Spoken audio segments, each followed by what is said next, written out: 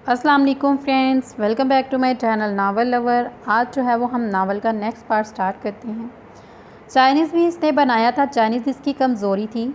इसने बड़े मज़े से पहला चम्मच हल्क में उतारा, मगर इसके बाद ही इसको 2 गिलास पानी के पीने पड़े, जो कि वो काला दास्ताना लाना ही भूल गया था। पानी की बोतल, मिर्चें तेज़ होने के बायस मुस्तफ़ा की आंखों से पानी बह रहा था। दिमाग तो ठीक है तुम्हारा, ये तुमने चाइनीज़ में इस कदर स्पाइसी क्यों डाले हैं? फल जड़ी लगाने का ही काम सर अंजाम देना आता है। वो सीसी करता इस पर गराया। अरे नहीं नहीं, इतनी मिर्ची नहीं है जितनी आपको लगती है। वो चबा चबा कर बोली, चलिए खाना खाइए, ज़्यादा मिर्ची चबाने की ज़रूरत नहीं। वो दोबारा इसकी तरफ प्लेट खिसका कर बोली, मुझे नहीं खाना ये खाना। पता नहीं कौन सी मनहूस करी थी जो मैं तुमसे दिल लगा बैठा। मुझे ही मोहब्बत के पागल कुत्ते ने काटा था। वो दराज से कुर्सी धकेलता टेबल से उठते दम से अपने सीधे हाथ का मुक्का बनाकर मारता उठ खड़ा हुआ। एम सॉरी सोहा की कोयल जैसी आवाज़ मुस्तफ़ा के कानों में बुरी तरह खिली। मुस्तफ़ा ने इसको खौनखा नज़रों से देखा।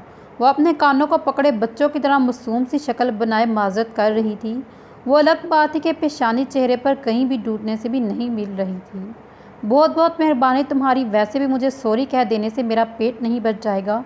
तो किसने कहा है भूखा रहने को? जो खाना मेरे सामने रखा है वो चाह कर भी जहर मार नहीं कर पाएगा। तो मत कीजिए, ये तो मेरे लिए है, आपके लिए तो मैंने स्पेशल ये बनाया है। वो दूसरी डिश में रखे बारबेक्यू इसके सामने करते हुए बोली, खाना क्या पता है इसमें वाकई तुमने जहर डाला हो मुझसे छुटकारा हासिल करने के लिए। वो कुछ मुख्तात हुआ, वो बात कर दी, अब इतनी मोहब्बत से बनाएगी कहीं नमक ही इसमें ज़्यादा ना हो। मुस्तफ़ा तेज़ी से आगे बढ़ा जब जोहा ने बेख्तियारी से इसकी कलाई को अपनी नाजुक हाथ में पकड़ने की नाकाम कोशिश की। मुस्तफ़ा जो तेज़ी से आगे बढ़ रहा था, सोहा इसका हाथ पकड़कर रोकने की गर्ज से तेज़ी से बढ़ी, मगर अपना ध्यान पास सा वजूद होने के बाद तवाज़ुन बरकरार ना रख सकी और सीधा मुस्तफ़ा के मुस्तफ़ा के चौड़े सीने से आ लगी। जबकि मुस्तफ़ा इसके बचाव की फ़िक्र में इसकी कमर के गिर्द हसार बांध चुका था। ये सब नादस्तानी में हुआ। मुस्तफ़ा मुस्तफ़ा कहो बस मुस्तफ़ा, तुम्हारे लबों से मुझे सिर्फ मुस्तफ़ा सुनना पसंद है। वो बारी लहजे में सरगोश अंदाज में बोला। सरगोशी क्या थी? सोहा को लगा था जैसे कोई सहर था जो इसको खुद में जगड़ गया। मुस्तफ़ा के वजूद से उठती ही दी ब्लैक की खुशबू इसको अपने हवस पर तारी होती हुई महसूस हुई। इसके तराशे मूछे तले लबों पर रखसार मुस्कुराहट में एक असरार सा था। वो नज़र चुरा गई। वो चाह कर भी इसकी गहरी आंखों में तहरीरें पड़ने से ग्रीस थी। आंखें पानी से तर हो चुकी थी। वो बाहिम्मत सी पलकों की छलमन गिरा कर गई। मुस्तफ़ा को टूट कर प्यार आया इस दुश्मनी जहां पर। इस लम्हे वो इसको किसी मोम की गुड़िया जैसी लग रही थी जो ज़रा सी लू देने से पिघलने लगी। इसको सोहा के इस तरह मासूमाना अंदाज में सपाट कर सर झुकाने से जैसे रहम सा आ गया। यकायक अपने दोनों हाथ इसकी छुरी कमर से हटाकर मुस्तफ़ा ने इसको भरपूर नज़रों से देखा। वो फिर इसके गुलाबी चेहरे को फरंगी लटानी नज़रों से तकते हुए अपने हाथों के प्यालों में इसके चेहरे को कैद कर गया। हया के कई रंग इस पल सोहा के चेहरे का अतराफ़ कर रहे थे। तुम्हारी इस कमसनी और मासूमियत ने ही मुझे कहीं का नहीं छोड़ा, वो बड़बड़ाया। वो बहुत अच्छी तरह से महसूस कर सकता था सोहा इसकी आँच लेती कुर्बत से बुरी तरह सहम गई। जी मैं कुछ समझी नहीं। यही तो मुश्किल है कि तुम जानबूझकर भी समझने से कासिर हो या फिर सिरे से ही समझना नहीं चाहती। वो इसकी आंखों में झांक रहा था जिसे कुछ पूछना चाह रहा हो या फिर किसी पहेली को सुलझाने की कोशिश कर रहा हो। कुछ चीज़ों को वक्त से पहले सोचना और इसके ताने बाने बनाना बेवकूफ़ी है। वो आंखें को झुर्कों के गिराए हुए बोली। खूबसूरत दिलकश चेहरा मुस्तफ़ा के हाथों के प्याले में कैद था।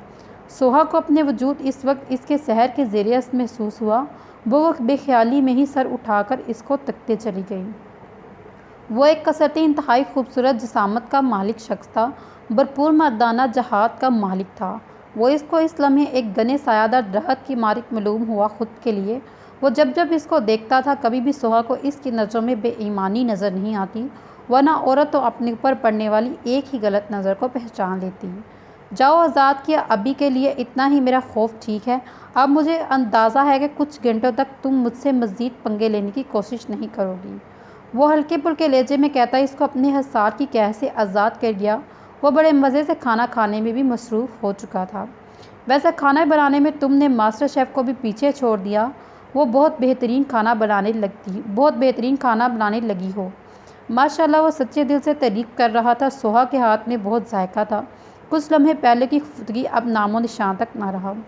वो लम्हों का असर ज़ायल करने के लिए टीवी चला आई थी। अस्सलाम वालेकुम नाज़रीन, लैंडस्लाइडिंग की वजह से जो रास्ते बंद थे वो अब साफ़ कर दिए गए हैं। आपसे गुजारिश है जल्द अज जल्द अपनी रहाइश गाहों का रुख इख्तियार करें, क्योंकि अगले 24 घंटों में दोबारा से लैंडस्लाइडिंग होने का ख़तरा मौजूद है। सोहा के हल्के में जो राइस इसको कांटों की माली चुभने महसूस हुआ, जबकि मुस्तफ़ा के भी फ्राइड राइस के बाद शिलक की डिश उठाती हाथ सकत रह गई। तुम्हें बताना तो नहीं चाहता, मगर ये मेरे बाप की ख्वाहिश है कि वो तुमसे मिलना चाहते हैं। शफ़ा का लहजा किसी भी किस्म की रायत से आई था। वो हर दर्जी रिखाई से कह रही थी, तुम मुझे सच सच बताओ, बाबा को क्या हुआ है? वो ठीक तो है? हमज़ा अपने बालों को मुट्ठियों में जकड़कर परेशानी से पूछ रहा था। बहुत फिक्र हो रही है तुम्हें मेरे बाबा की। ये मत भूलो, मेरे बाबा को इन हालों तक पहुंचाने वाले तुम ही हो। खैर, बाबा आईसीयू से रूम में शिफ्ट हो चुके हैं, तुमसे मिलना चाहते हैं। मैं आ रहा हूँ। वैसे तुम्हें आना तो नहीं चाहिए। ओ, मैं भी कितनी बेवकूफ़ हूँ। तुम्हारे पास तो ये गोल्डन चांद होगा इनको मज़ीद अजियत पहुँचाने का। मैं इतना गिरा हुआ नहीं हूँ। तुम्हारे मुंह से ये बात ज़रा जच नहीं रही। तुम कितने गिरे हुए हो मुझसे बेहतर कोई नहीं जानता। चलो शफ़ा, जल्दी चलो यार, अंकल आंटी वेट कर रहे हैं तुम्हारा। हाँ, बस 1 मिनट आई, बस आप गाड़ी स्टार्ट करें, मैं आती हूँ। आशिर क्यों आया है इस वक्त? वो भी जब घर में तुम तन्हा हो। वो क्यों आएगा? वो क्यों आए हैं? क्यों नहीं? वो मोबाइल को वहीं सोफ़े पर टिच कर जा चुकी थी। ये देखिए बगैर फ़ोन बंद हुए या नहीं, जबकि कोई बुरी तरह से आके शोलों की लिपट में आ पहुंचा। वो नाज़दास्तानी में हमज़ा को दुखते कोयलों पर चला गई थी। ये लो, ये मेरे हाथ की कॉफ़ी। बकौल तुम्हारी मैं मिर्चें चबाती हूँ ना, मगर ये मेरा वादा है, इसमें मैंने शक्कर का इस्तेमाल वाफर मिकदार में किया है। बेफिक्र होकर पियो। वो गहरी होती शाम के वक्त लॉन में रखी बैत की कुर्सियों पर आकर बैठ गई, जबकि कुछ देर बाद मुस्तफ़ा भी इसके सर पर आन पहुंचा और बैत की कुर्सियों में से एक कुर्सी घसीटकर इससे कुछ फासला रख कर बैठ गया। हमें कुछ देर में निकलना है, कैप्टन से बात होगी। मेरे यहाँ से कुछ फासले पर कुछ ही देर में एक हेलीकॉप्टर उतरा दिया जाएगा, जिसमें मैं तुम्हें बटाकर बादलों से लड़ता हुआ सही सलामत तुम्हारी अम्बा जा के हवाले कर दूँगा। शुक्रिया। वो काफ़ी मग हाथ में लेकर इतना ही बोली। मुस्तफ़ा ने एक खामोश नज़र इसके सुबीज चेहरे पर डाली। डूबते सूरज की किरणें इसके चेहरे को मज़ीद रोशन और सतवान नाक के नकूश को जगमगा कर रही थी। कमसन मासूम, नाजुक सरापा और मेकअप से भरा दिलकश चेहरा लिए वो उदासी सी लड़की इसको डलती हुई शाम का हिस्सा लग रही थी। मैं तुम्हारे ज़ाहिरी रूप से मोहब्बत नहीं करता, बल्कि मैं तुम्हारा बेधड़क और बेलिचक अंदाज मेरे दिल में घर कर गया। मोहब्बत अपनी जगह, मगर दिल तुम्हें बहुत बुलंद मुकाम पर फाइज कर बैठा है। तुम दूसरी लड़कियों से बहुत मुख्तलिफ हो। खुद को प्लेट में सजाकर पेश नहीं किया तुमने, इसके बावजूद भी कि तुम ये जानती थी कि तुम्हारे लिए प्रपोज़ल अम्मी डाल चुकी हैं। मुमानी जान से बात भी कर ली है, बस अब जवाब की मुंतज़िर है अम्मी मुमानी जान के। तुम्हारी यही अदा मेरे दिलो दिमाग को बा गई। चुपके चुपके दिल तुम्हारा इंतखाब जट से कर बैठा। वह इसकी लड़जाती उठती गिरती पलकों को नज़रों में कैद करना अपना हाले दिल बयां कर रहा था। खुद को चाहे जाना किसी को चाहे जाने से भी बेहतर है। सोहा की आंखों से 2 मोती टूट कर गिरे, जो मुस्तफ़ा ने अपनी परों में जज्ब किए। तुम्हें बुरा तो नहीं लगा मेरा तुमसे इकरार मोहब्बत करना? वो खामोश थी, क्या कहती? कुछ ही नहीं था कुछ कहने के लिए। बेख्याली में खोए हुए से अंदाज नफ़ी में सर हिला गए। फिर बेमौसम बरसात क्यों, इसका दिल खुशी से झूम उठा अपने महबूब के खामोश के इकरार पर। मोहब्बत का जवाब मोहब्बत से ही मिलना नसीब की बात है, वरना हर किसी को नहीं मिलती। इसके महबूब की चाहत और इसका साथ। इस वक्त वो बोल बैठा था कि जो हमें बहुत आसान और मामूली काम लग रहा है, वो अक्सर हमारे लिए बहुत बड़ा इम्तिहान बनकर सामने आती है। ए बेवकूफ़, जब मुझे अपना मान ही चुकी हो तो फिर ये आंसू क्यों? मुझे आपसे दूर नहीं जाना। रोने की वजह से सुरख हुई छोटी सी नाक को सुकर सुकर कर करती बोली। तो मैंने कब कहा है कि मैं तुम्हें दूर कर रहा हूँ खुद से? वो दिलचस्पी से इस लम्हे सोहा के चेहरे पर बिखरे हुए रंगों को देखने में मसरूफ़ था।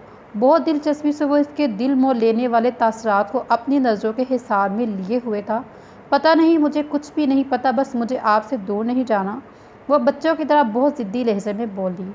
न जाने कैसी असियत सी हो गई इसको। क्या था, कोई बंदिश ना होते हुए भी सोहा के दिल में कई हामनाथ ने घर ले लिया। वो वसों ने अपनी लिपट में ले लिया। मैं तुमसे दूर नहीं हो सकता और ना ही तुम्हें खुद से कभी अलग कर सकता हूँ। तुम मेरी सांसों में बसती हो, मेरी रूह की मालकीन हो। वो इसके हाथ अपने पुरहद हाथों में थाम चुका था और दूसरे हाथ से सोहा के हाथ की पुष्ट को नरमी से सहला रहा था। अभी जब घर जाओगी तो तुम मेरे साथ दुल्हन बनकर रुखसत होकर मेरे और अपने माँ बाप की दुआओं के साए तले अपने पिया के घर आओगी।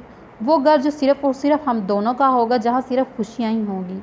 मुझे लगता है अगर अभी मैंने काजी साहब का इंतज़ाम ना किया तो मेरी छोटी सी महबूबा कहीं अंदर ही अंदर गुल कर डांचा तो दूर की बात नज़र भी ना उठा सके।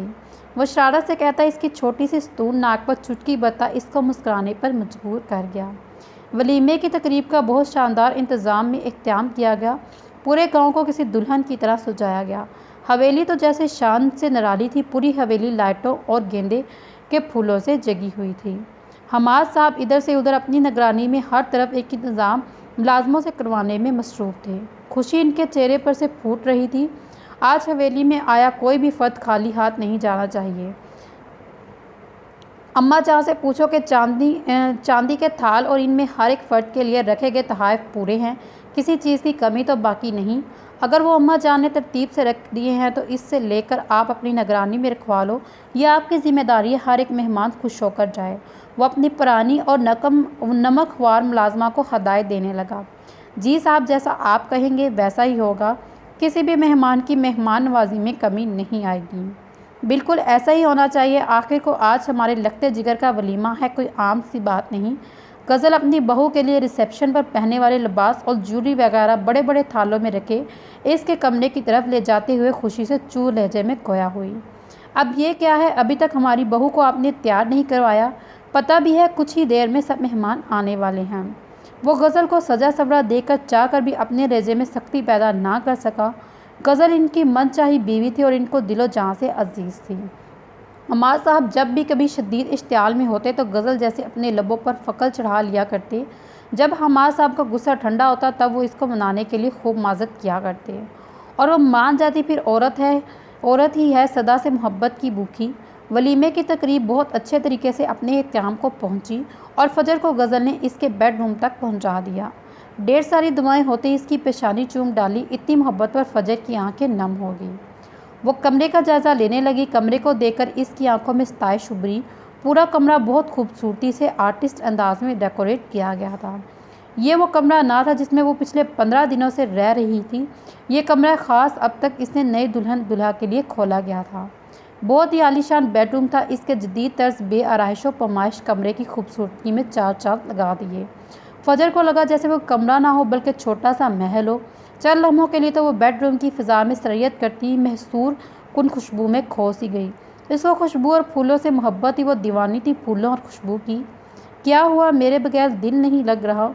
बहुत करीब से सरगोशी हुई। वो चौंकी और एक तलस्सुम था जो अरमगान की आवाज़ ने तोड़ा और फिर इसका फूलों और खुशबुओं से हुआ राब्ता यकायक मुंतखब हुआ। आंखों की चमक यकायक मानित पड़ रही थी। जी नहीं, दिल ने कहा है कि आज आपको याद किया जाए। वो एक अदा से कहती इस तरफ घूम गई और अपनी हना आलूदा चूड़ियों से सजे हुए हाथ इसकी गर्दन में हमायल कर गई। ओहो, आज तो लगता है सूरज गलत सीमा से निकला है। खैरियत तो है? आज तो बहुत रोमांटिक टून में मेरी ज़ौजा मोहतरमा मुझे न चीज़ से मुखातिब हैं। तो क्या तुम्हारे लॉन में मटर गश्त करते सूफ़ी साहब के साथ रोमांस करूं? उफ़, अब तुम्हारे और मेरे बीच ये सूफ़ी साहब कौन है और कहाँ से आ टपके? अरे तुम सूफ़ी साहब को नहीं जानते। हवेली में बसने वाले सबसे पुराने जनाब में से एक वो हैं। बल्कि बाबा साईं और बाबा जहाँ के बिल्कुल बराबर वाले बेडरूम के ज़मीन के अंदर इनके 1600 साल पुरानी कब्र है अनकरीब। वो गहरे लहजे में बोल रही थी जबकि मान इसकी सुन ही कहाँ रहा था। वो इसके सरापा में गुम इसको किसी भी बात पर कान धरे बगैर मदहोश इसको चेहरे पर झुका था। फजर ने कुछ झिझक एक कदम पीछे किया। वो आज भी ज़वाल की तरह अरमगान से शमाया करती थी। इसकी जिसारतों पर जब जाती और इसकी कुर्बत में सिमर जाती। अरमगान इसकी झिझक और घबराहट महसूस करके बहुत मखसूस हुआ करता और मज़ीद शरारतों से इसको ज़िद किया करता। वो चेहरे पर मैंने कैसी चमक लिया फजर की तरह भरा। मैं बहुत ख़तरनाक हूँ, मुझे हल्कान ना लेना। आपको मुझसे डर नहीं लगता? वो इसकी आंखों में झांक रही थी। आंखों में मखसूस खास चमक उभरी थी। बीवी से डर लगता है जालिम बहुत, मगर महबूबा से नहीं। हर रात चांदनी होती है, हर दिन ईद लगता है। वो ठंडी हवा भरकर बोला, जबकि फजर शदीद तराश खराश की वार्डन स्वीटी पर गिरी थी। पीछे हद खत्म हो गई, कदम थम गए, सांसें तेज हुई और पूरे वजूद में जलतरी बजने लगी। कमरे की फ़ज़ा में महकती बहकती खुशबू दोनों को अपने हिसार में कैद करेगी। अरमगान ने 2 कदम का दरमियानी फ़ासला भी ख़त्म कर डाला। जब जानती हो कि तुम मुझसे नहीं बच सकती तो फिर खामखा अपनी नन्ही सी जान पर जुल्म करके ख़ुद को क्यों हलकान करती हो। ये वक्त और लम्हात बहुत ख़ास है, इनको फजूल की मज़ाहमतों में ज़ाया मत करो। तुम मुझे महसूस करो और मुझे तुम अपनी वजूद की महसूर कुछ खुशबाएँ अपने अंदर उतारने दो। समा लेना चाहता हूँ मैं तुम्हें खुद में, तुम समेत तुम्हारा पूरा पूरा। तुम्हें छूना जी भर के देखना मेरा हक है जाना। लहजा बहार सा गया, जज्बात से चूर, मोहब्बत लुटाता, यकीन दिलाता, जबकि आंखों में फजर को देखकर बहुत प्यारी सी दिलकश मुस्कुराहट थी। फजर का दिल सीने की कैद को तोड़कर आज़ाद होने को था। धड़कनें अलग बेईमानी करती मामूली से कई ज़्यादा ही तेज़ थीं। वो झुका था और इसके खूबसूरत से ब्यूटिशियन के महाराना हाथ से किए गए मेकअप से सजे हसीन चेहरे को अपने हाथों में भरकर वो कई लम्हे इसमें खो सा गया। और फजर की कुर्बत में एक नशा था या कोई ख़ास कशी जो अरमगान के हवासों पर छा गई। वो दुल्हन बनी सजी सवरी सी साइटी पर बैठे थर थर कामती अरमगान की लम्हा ब लम्हा बढ़ती जसारतों को बर्दाश्त न कर सकी। वो डस सी गई। अरमगान इसके वजूद के एक एक नूर को संदल कर रहा था। इसके मरकज़ी सरापे को अपने वजूद की खुशबू से महका रहा था और अपने नरम गोशा जज्बात की हद से बख्श रहा था। फजर के वजूद की थकन खुद में भरकर सिमटने की कसम खा रहा था। फजर तमाम एहतजाज तर किए इसकी मोहब्बत भरी महकती फूलों में चली गई। वो शफा के हस्पताल पहुंचने से पहले ही हस्पताल पहुंच चुका था। अब क्या लेने आए हो तुम यहाँ? अब क्या रह गया? सब कुछ तो तुम ख़त्म कर चुके। जश्न मनाओ, मिठाइयों के टोकरे लोगों में तकसीम करवाओ, हम बर्बाद। अब क्या मेरे शोहर को कब्र में पहुंचाकर सुकून का सांस लोगे? आयमा बिखरी हुई शेरनी की तरह रोते हुए इस पर झिमटी और इसका गिरेबान मुट्ठियों में रगड़कर बोली। इसको एक ज़ोरदार थप्पड़ इसके मुंह पर रसीद किया और साथ ही एक थप्पड़ मुंह पर जार डाला और इस वक्त आपे से बाहर थी। कुछ नहीं बिगड़ा, अभी मैं कुछ नहीं बिगड़ने दूंगा। सब कुछ एक दफ़ा फिर पहले जैसा कर दूंगा, सब ठीक। वो माँ को कंधों से थाम कर बोला। कॉरिडोर में मौजूद बाकायदा नफूस सुन से खड़े माँ बाप के बेटे के दरमियान हुई तलख कलामी सब सुन रहे थे। मुमानी जान, आप प्लीज़ पानी पिए, कुछ नहीं होगा मामू जान को। हमज़ा भाई, मामू आपको बुला रहे हैं अंदर। अभी कुछ देर पहले ही इनको रूम में शिफ्ट कर दिया गया। बर वक्त पहुँचने की सूरत में अल्लाह ने हम पर करम किया। मामू जान को हल्का सा हार्ट अटैक आया है। बर वक्त तबी अमदाद से मिलने की वजह से वो बेहतर हैं, मगर डॉक्टर ने खदशा जाहिर किया कि अगर अब मज़ीद मामू को किसी भी किस्म का स्ट्रेस या किसी भी किस्म की जहनी टेंशन दी गई तो फिर उनकी जान को ख़तरा हो सकता है। वहाँ मौजूद कोई भी शख्स हमज़ा की तरफ देखना तक गवारा नहीं करा। बात करना तो बहुत दूर की बात है। और साथ हल्के फुल्के अंदाज में डॉक्टर का खदशा भी जाहिर कर डाला ताकि वो नरमी से काम ले। वो बहुत अच्छी तरह जानती थी हमज़ा को वो उमर से बिल्कुल मुख्तलिफ है। उमर अगर बर्फ़ है तो हमज़ा आग है। उमर प्लीज़ आप पानी ले आए मुमानी जान के लिए। वो अब सुमैरा के लिए पानी मंगवा रही थी क्योंकि इसके पास जो पानी था वो थोड़ा सा बाकी रह गया जो आयमा को पिला चुकी थी। अब सुमैरा की हालत देखकर वो मज़ीद दुखी हुई। उमर सुमैरा को पकड़कर बाहर लाया और रहमान साहब के रूम से वो रो रो कर निडाल हो रही थी। और जब सुमैरा को सहारा देकर हॉस्पिटल के कॉरिडोर में रखी चेयर पर बिठाया तो इसके बाद इसकी नज़र अपनी जान से भी अजीज बड़ी माँ को अपने ही सगे ताया ज़ाद भाई से तलख लामी करते देख मज़ीद खुद में थकन सी महसूस हुई। वो बिल्कुल खामोश था, बस अपनी फैमिली के लिए खुदा से इसकी रहमत और अपने घर और इसके मकी के लिए खुशियाँ की दुआ मांग रहा था। वो अपनी बहन के लिए रहमत, जबकि अपने बाप के लिए सेहत और तंदुरुस्ती वाली ज़िंदगी की शिद्दत से दुआ कर रहा था। उमर अपनी फैमिली और ख़ुद से मुंसलिक रिश्तों को बहुत अहमियत देने वाला और इनको हमेशा खुश रखने और देखने का मुतमिन था। वो अब भी हमज़ा के लिए नेक हदायत मांग रहा था अल्लाह से। वो बहुत अच्छे से जानता था इसके बाप की जा बस्ती है हमज़ा में। वो जानता था कि अब इसका बाप मज़ीद हमज़ा की बेरुखी और किनारा कशी को झेल नहीं सकेगा। मुआवज़ात भी इस दुनिया में होते हैं। दिल ने जैसे एक उम्मीद जगाई। लाइबा को भी वो देख रहा था। वो हर तरह से ख़ुद को मजबूत जाहिर कर रही थी। अंदर से जितनी भी टूट फूट का शिकार थी, मगर हर एक गम बांटने तक वो साथ पेश थी। लाइबा को बेहतर और कदरे संभाला हुआ देख वो काफ़ी हद तक इस तरह से मुतमईन था, मगर लापरवाह हरगिज़ भी नहीं। मुझे माफ़ कर देना बेटा हमज़ा। जैसे ही हमज़ा इनके पास आकर बेटा, रहमान साहब ने हिम्मत करके कहते ही अपने दोनों हाथ मुस्तफ़ा के सामने जोड़ डाले। आप मुझे हमज़ा के सामने जोड़ डाले। आप मुझे गुनहगार मत करिए प्लीज़। अगर आप गलती पर हैं तो कसूरवार भी कम नहीं। मैंने कौन सा अपने और अपनी माँ के लिए इंसाफ अपनी अल्लाह पर छोड़ा था। मैं भी तो जाने अनजाने में एक और आयमा को वजूद में लाने को था, मगर बर वक्त अल्लाह ने मुझे हदायत दे डाली। मैं अपने रब का शुक्रगुजार हूँ, इसने मुझे एक मौका दिया। वो रहमान साहब के जुड़े हुए हाथों को थाम कर अपनी भीगी पलकों से चूमता किसी बच्चे की तरह बोला। आखिर को रहमान साहब ने बच्चों से बढ़कर इसको चाहा और अपने बच्चों को बाद में अहमियत दी और हर चीज़ में इसको आगे किया। अपने मुँह का निवाला इसको खिलाया और फिर वही आयमा से कुछ अरसे पहले अपनी तलखियों वाली माफ़ी भी मांग चुका था। आयमा ने इनकी बात मुकम्मल होने से पहले इसकी बड़ी हुई चौड़ी हथेली पर अपना हाथ रखा। यह इसकी तरफ से इस बात का इकरार था कि वो रहमान साहब से अब खफा नहीं थी, मगर हमज़ा था जिसके लिए वो पल पल अंदर से गुल रहा था। वह किसी भी तौर पर इसको बख्शने के लिए मूड में ना था और इसके सर पर तो जैसे इंतकाम का भूत था। मगर वक्त बहुत बड़ा उस्ताद है, वो किसी न किसी तरीके से एक ना एक दिन इंसान को सही और गलत की तमीज़ ज़रूर सिखाता है। मैं बहुत गुनाहगार हूँ मेरे बच्चे, मेरे लिए खुदा से रहम मांगो।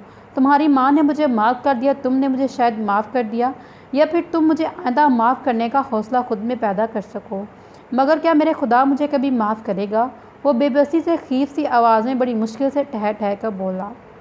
मैं जानता हूँ तुम बहुत और साफ दिल के मालिक हो जो अपना गुस्सा और नफ़रत ज़ाहिर कर देते हो, मगर शुमार तो मेरे बच्चे इन लोगों में होता है जो अंदर ही अंदर नफ़रत पालते हैं और ख़तरनाक जहर बनाने की गर्ज से। बाबा बिल्कुल परेशान ना हो, बस जल्दी से ठीक हो जाएं।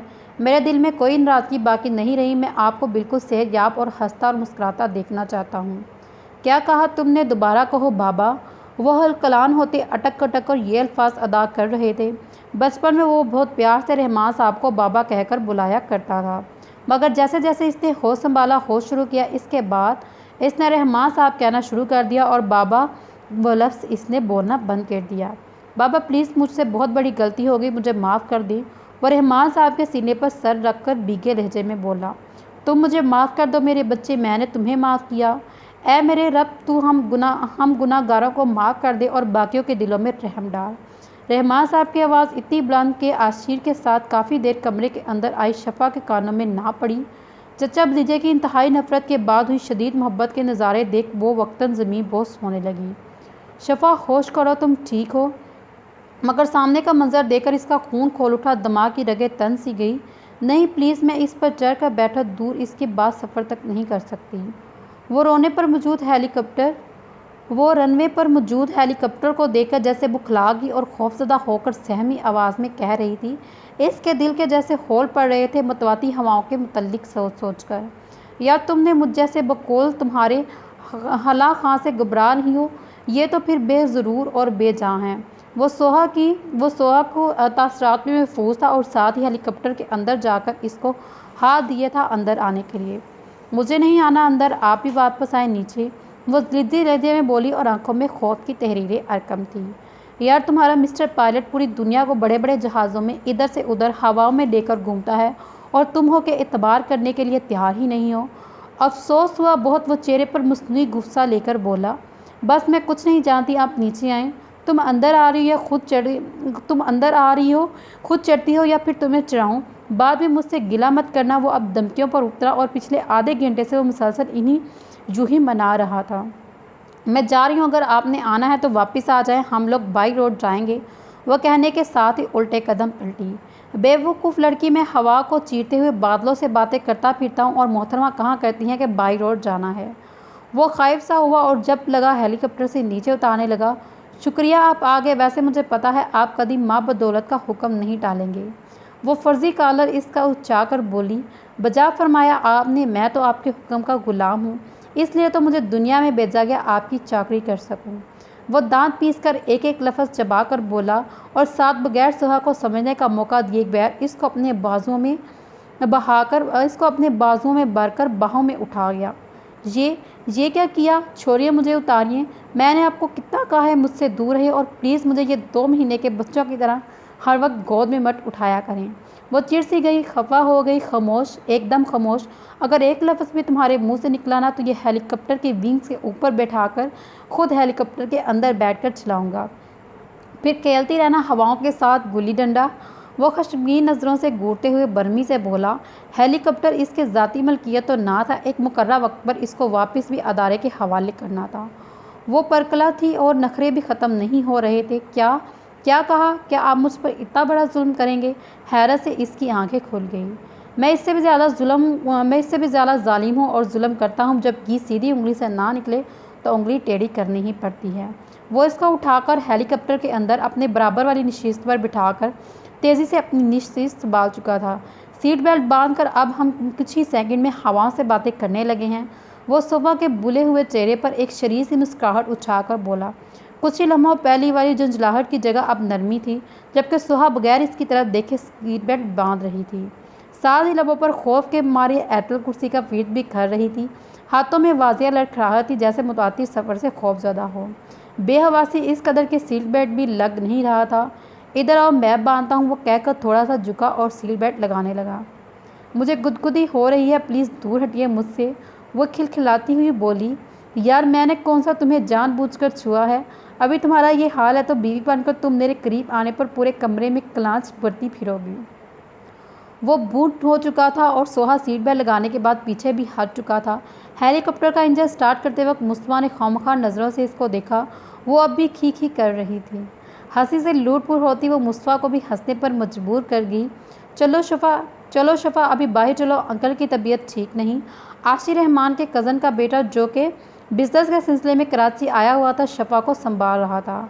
शफ़ा को एक बेहतरीन दोस्त था। अस्पताल आते हुए आशिर ने शफ़ा के उतरते चेहरे और उड़ी उड़ी रंगत देकर बगैर किसी की तहमत बांधे इसकी उदासी का सबक दरियाफ्त किया। और शफ़ा, जो खुद में अपने दिल का हल्कान कर चुकी थी, एक दोस्त बेहतरीन हमदर्द पाकर जिसे अपना मजबूत खो बैठी और अपनी पूरी गुजरी एक एक बात इससे कह बैठी। आशिर तमाम दास्तां सुनकर खामोश सा रह गया। वो समझ नहीं पाया इस फूलों सी कंदी लड़की को किस तरह दिलासा दे, अब जब वो हमज़ा के सामने देखकर शफ़ा के चेहरे पर एक रंग आ रहा था और एक जहा। हमज़ा और रहमान साहब के मुबैन हुई गुफ्तगू सुनकर वो शफ़ा से कुछ ही इस तरह का रद्द-ए-अमल तवक्या कर रहा था। हमज़ा चेहरे पर शदीद इश्तियाल लिए शफ़ा की तरफ बढ़ा।